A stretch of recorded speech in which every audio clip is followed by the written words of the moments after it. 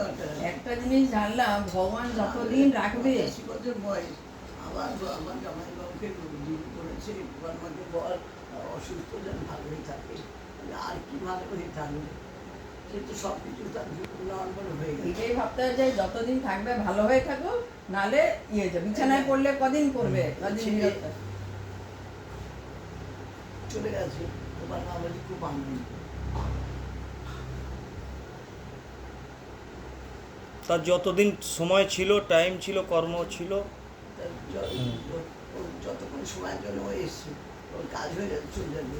মা কি বলে, মিস্ত্রি কাজ করতে এসছে, একটা বাড়ি অনেকক্ষণ লাগে, লেগে লাগে, আবার 6 মাস বছর লাগে।